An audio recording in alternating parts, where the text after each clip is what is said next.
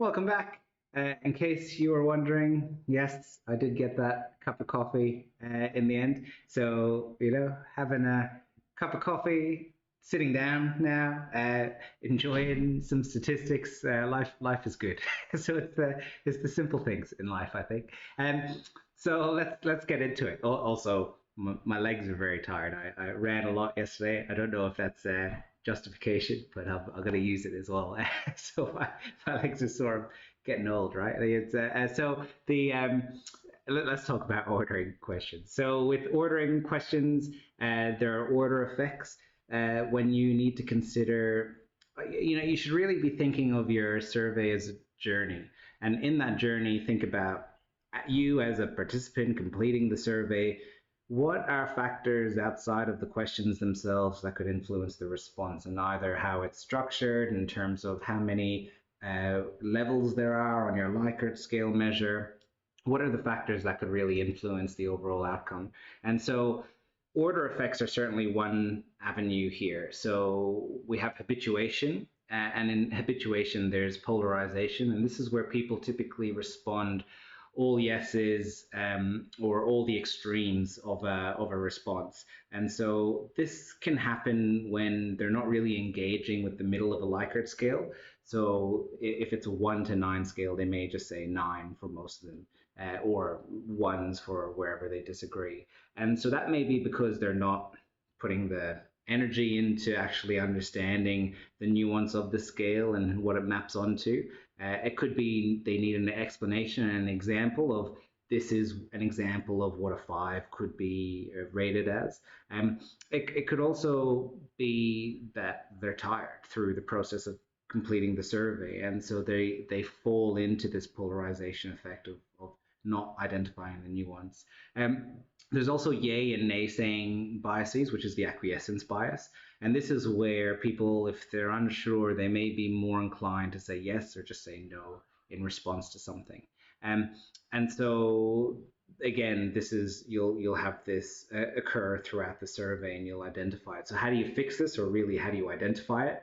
Well, you can include both pro and contrary items. So if you have a cup of coffee and you say, I like drinking caffeine, and then you could say, I don't like drinking caffeine later on. And then they could respond to those pro and contrary items through that process. And then it could allow you to identify as a researcher, hey, they said strongly agree that they like drinking caffeine, and then they said strongly agree that they don't like drinking caffeine. So what's happening here in this process? The participant fatigue is a real factor when it comes to completing surveys. And so this can be fixed using counterbalancing. And this isn't an individual fix, it's sort of a fix across the participants. So say you have a survey with two key measures, something on well-being and something on personality. You may have some of the participants complete the well-being measures first, and other participants complete the personality measures first, and then they flip it, and then they complete the personality second for the first set of groups, and the second set of groups they complete the well-being second. And that allows you to sort of address if there are these fatigue effects occurring over time, then that counterbalancing can occur. You can also do counterbalancing with the items, like you can randomly allocate the items across within a survey. So everyone is answering all the same questions, it's just the ordering of those questions varies. Now, it's very, very important that when you're doing these counterbalancing techniques, you're ensuring that it is, in fact, still ensuring that everyone's answering the same questions in the same way, and not that some are answering in a certain way because they've been set up to answer in a certain way, which shouldn't really be occurring, and is addressed by counterbalancing. But it's important that that ordering isn't influencing anything. For example, if in part of your survey you reference a question that they completed elsewhere, that's important to consider.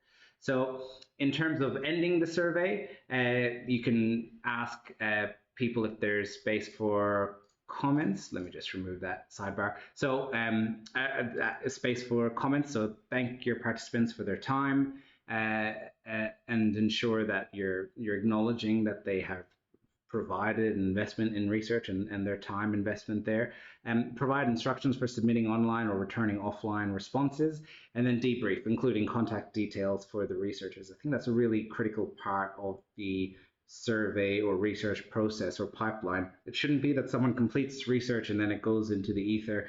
They should have an avenue to contact that researcher should they want to contact them. And ideally, the researcher should be taking the initiative to inform the participants of their research. And important to thank them, not only in here, but also in your papers as you publish research. Important to, we are unable to do research if people are unwilling to participate. So it's really important that people feel like they're contributing to something meaningful by taking part in research, and we acknowledge that contribution. So that is ending the survey. What are things to do? Well, you want to be direct, so focus on your topic issue. Don't beat around the bush. Be clear, use simple language, no big words. Keep questions as short as possible, short and concise, so that people are able to think of it as they have a finite level of energy to contribute to your survey. And so the more efficient you can have them complete your survey, the better your responses will be and less prone to these biases that emerge. Check for similar surveys and use published scales where possible, particularly if they've been validated, like someone else has used that scale in a different context and found similar results. Only ask questions that relate to your research objectives. We've covered this in part, but it's important not only for your survey, but for the ethics of conducting a survey. What data are you gathering from participants, and is that data necessary for the purposes of your research? So make sure it only relates to your research objectives, and all of your participants need to know your meaning. So define key terms if you have to when it comes to the meaning of what your survey is about. So make sure questions apply to everyone, or be clear about which to skip. So if participants are working through the survey, they understand that which ones they have to complete. You can take this out of their control as well by having them respond like, have you done this aspect? If not, go to section 3B, or even have them complete it and then push them to that section if they say yes or no. So response options must be exhaustive and mutually exclusive, so all participants will fit one box and no others. And don't put unnecessary or excessive demands on recall. You want to ensure, again, that it's not mentally taxing for them to complete the survey. So what are things to avoid? And you will, after seeing these examples, you will look at surveys and see examples of these issues everywhere. It's because people may not have the training that you're having right now in terms of survey research and design. And so people often put in double-barreled questions. What are they? They're questions that contain more than one concept or purpose, and that should be avoided at all costs, because it's hard to know what part of the question they're responding to, and actually causes a lot of confusion for the participant. So simplify these items or split them into separate questions where possible. So here's an example of a double-barrel question. What should be the speed limit? What should the speed limit be for cars and trucks? If the surveyor is assuming that it should be the same for both, but maybe the participant thinks, well, I actually think it should be faster for cars than trucks, because trucks, when they go fast, if they have an accident, it can cause a bigger issue. So try to avoid that double-barreled nature where there's the and there. And so it may be, and this is really challenging for someone completing a survey when there's such a stark contrast. Like, for example, do you enjoy, I don't know, eating lollies and running 1,000 miles? Very extreme example, but you know what? There's actually a group of people who do enjoy that. They're called ultra runners, and they do both those activities together. So they both say yes. But for some people, or majority of the population, they would enjoy either just the eating lollies part and not the other. And so it's difficult to actually provide a true, genuine response, because your answer is in some ways shaped and conflated by that double-barreled nature. So it's very easy to fix. Just separate the and, which causes the conjunction, the double-barreled question, to become two separate questions.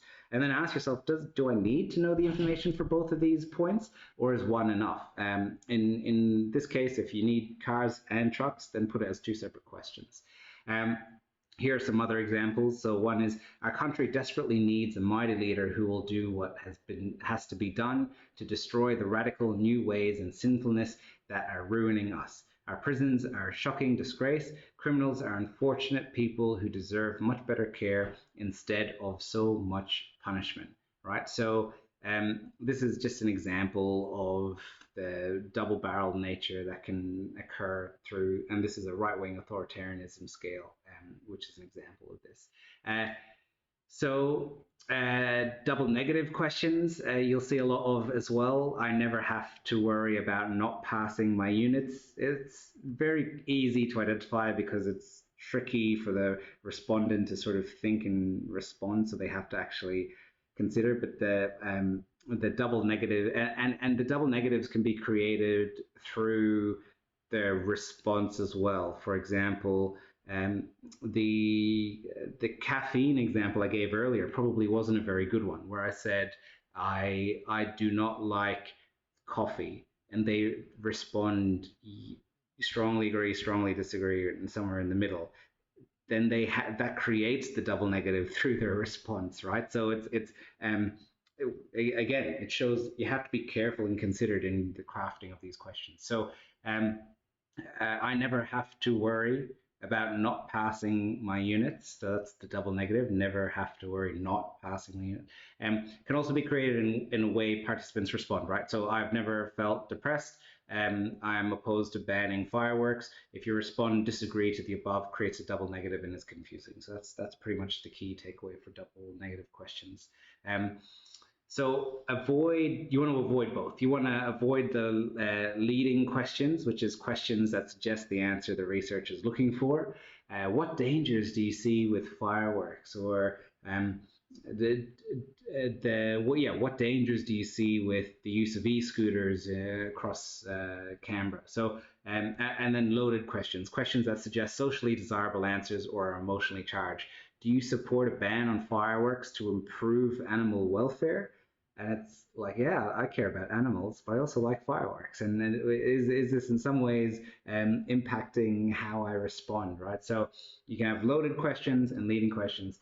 Loaded questions are used a lot, sometimes maliciously, in ways to elicit a high response to a way that people want. You can think of people polling political views.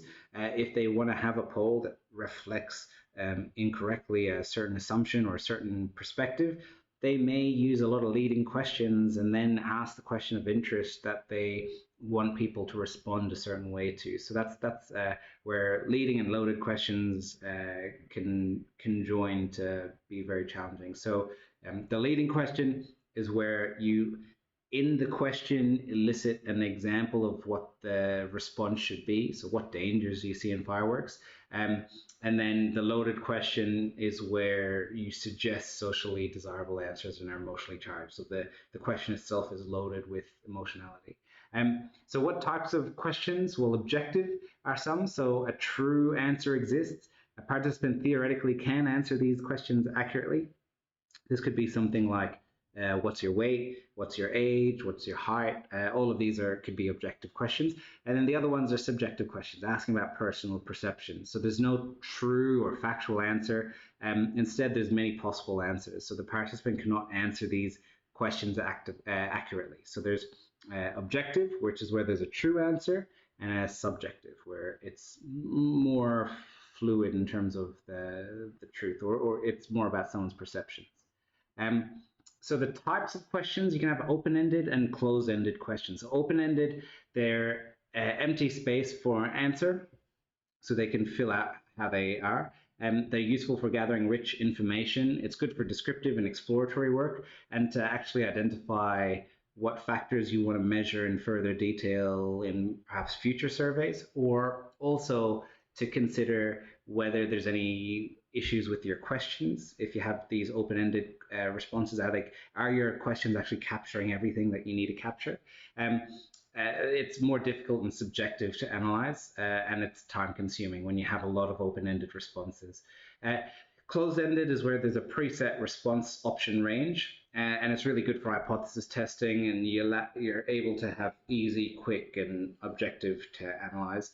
And participants are restricted to only the response options, so you might lose important information. Hopefully, in your pre-testing, pilot testing, you ensure that the questions that you have capture the range of responses that there could be for a specific question.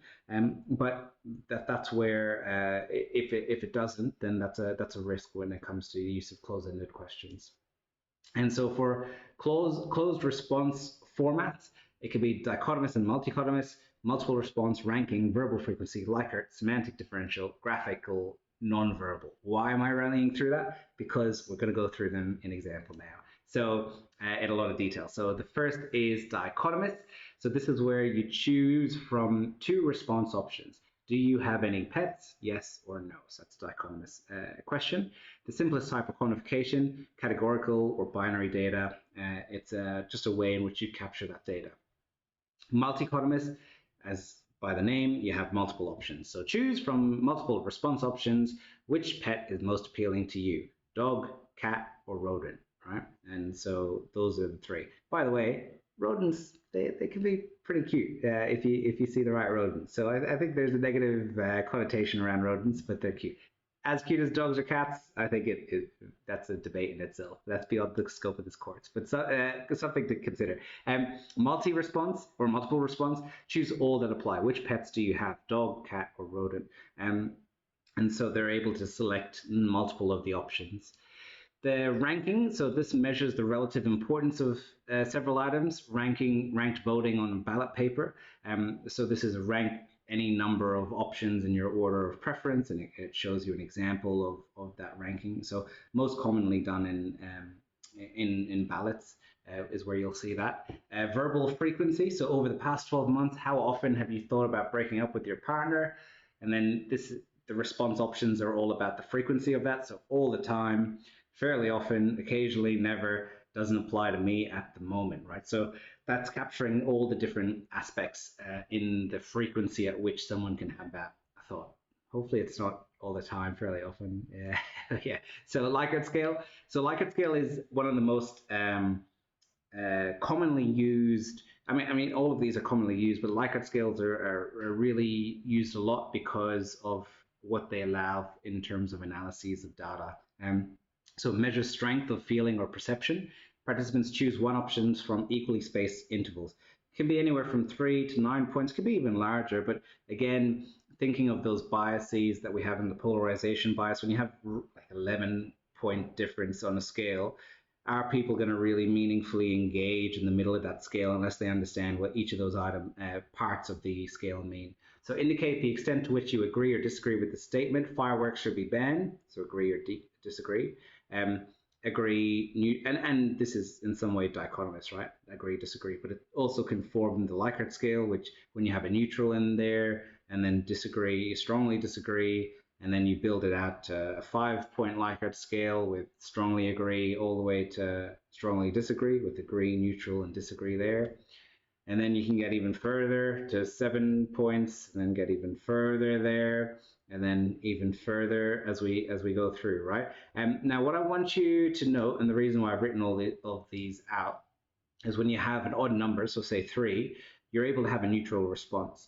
And then when you have 4, you are forcing someone to have an opinion or feeling about it. So it's either agree or disagree that they could do at a minimum, and then once they're in those categories, they can strongly agree or disagree. Again, we're in an odd number with 5 here, so there's a neutral option available. And then when we're back to 6, they have to do agree or disagree and then fit within this strength of that belief. And then 7, we're back to neutral. 8, there's nothing. And then so so how many response options should you choose? At least 2, and no more than 10, really. It's common to have between 3 and 9. In Likert scale, basic guide is 7 plus or minus 2 for the Likert scale. Your scale should balance sensitivity, so more categories, and reliability, so fewer categories. So it's that balance that's there. And notice that neutral or midpoint options are available for odd numbers, but not for even. So you have to really, it comes back to the question at hand. Is it a question where you think that the neutral option is a valid option, or do you actually think you want people it doesn't make sense to have a neutral option there. And then that could inform whether you have odd or even numbers, and then based on the degree of if those categories have are meaningfully different. For example, very strongly disagree versus strongly disagree versus slightly disagree versus disagree. If you can meaningfully differentiate them, then that can be a rationale for using that type of scale. Semantic differential, that's when you put two words at opposite ends with interval marks. So here's an example of semantic differential for this scale, where you have strongly agree, agree, and then neutral, and then it goes on there, agree, strongly agree for here. And then you have for short and long, easy and hard, new and old, light and tiring, useful, useless, and it goes on. And so in the semantic differential response profiles, it's just two words at the opposite ends, and you have this interval within them. And so you can choose where in that interval it sits. And here's an example of that across three groups. Graphical response, this is where you mark your response with a cross on the line. So how much of an introvert versus extrovert are you? And so someone actually puts a cross there. And what you can do is measure the line. So if the line, say this is 10 centimeter line, and someone puts it at the more closer towards extrovert, you can actually say it's actually at 7.4 centimeters of that 10 centimeter line. So there, you can convert that into a percentage and say they're 74% extroverted. And then again, if they're more towards the introverted line and they're at 2.3 centimeters, you could say they're 23% extroverted, right? So you can actually you can change it into a scale, and then vice versa. You can move that number around, say that they're 77%. Is that right? Yeah, 77% introverted. If it's 23% extroverted, and go from there. So there's ways in which you can convert this, and it allows them to have a perception there.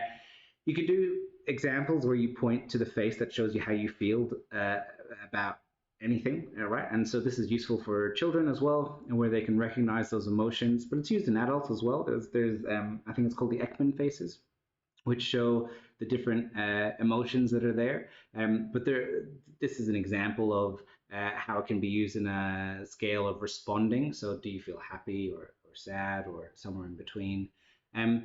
And so those are your closed response formats. So you have all of those different ones. So what I want you to do is have a think of each of these. So work through them: dichotomous and multichotomous, multiple response, ranking, verbal frequency, Likert, semantic differential, graphical and nonverbal. And can you imagine what each of those are? And if you can, you likely have a good understanding of what those are. Excellent. What we'll do is we'll take a break, and then if there's anything there you didn't understand, go back or read over them. You can even have a check on Google to see some more information about them, and then we'll come back into these practice questions. Okay, I'll see you soon. I'm going to enjoy a bit more of my coffee, and then we'll get started again soon.